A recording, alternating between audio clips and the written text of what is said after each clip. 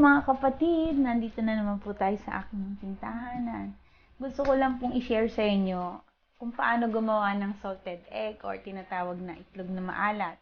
Shinare din po sa akin ito ng aking kaibigan na si Ate Carms. So, kinakailangan po, sabi nga ay, share your blessing. So, binless po niya ako dito. Also, isi-share ko din po sa inyo how to make a itlog na maalat or salted egg. Ang kailangan po natin ay, syempre, ang itlog or tamago. Syempre, ang salt, ang jar, measuring cup, and water.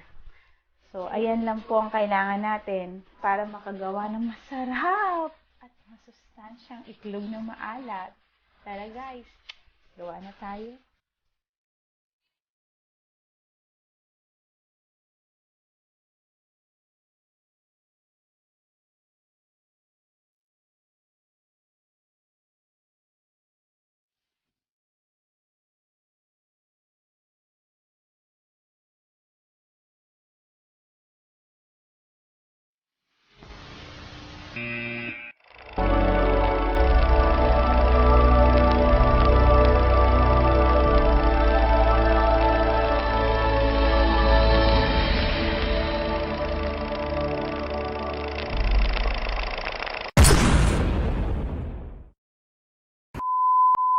Pagtapos po natin siyang nilagyan ng hot water, so kinakailangan po natin siyang lagyan ng salt.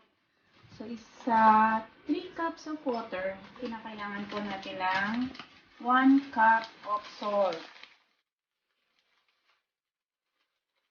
Ito siya. So, 1 cup of salt po.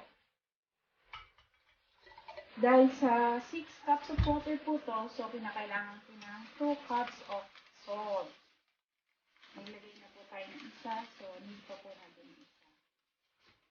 Ayan, 2 cups of salt. So, after nyan guys, haluin lang po natin siya. Hanggang sa matunaw po yung salt. Ayan, halo-halo lang po. Para ano lang yan, spaghetti pababa, pababa. Ganyan lang po yun. Do you want a revolution? Do you want a revolution? Bombaya! Magtsaga lang po kayo. Sabi nga, kapag may nilaga, may itlog na maalat. Hindi, kapag may nilaga, may tsaga daw po. Sabi nga, ay, baligtad! Sabi po, kapag may tsaga, may nilaga. Eh ngayon po, ang kasabihan ay kapag may tsaga, may itlog na maalat. Alright! Yes, mga kapatid, ayan, malamig na siya. So, kinakailangan na natin ilagay isa-isa yung egg. Ingat lang po tayo kasi baka siya mag-crack or mabasag. So, ayan po siya.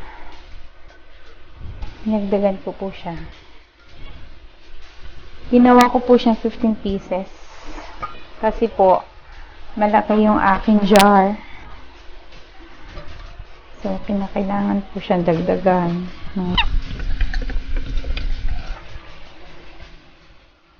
Ayan. So, kinakailangan po lubog siya. Kaya, lagyan lang po natin siya ng pampabigat lang.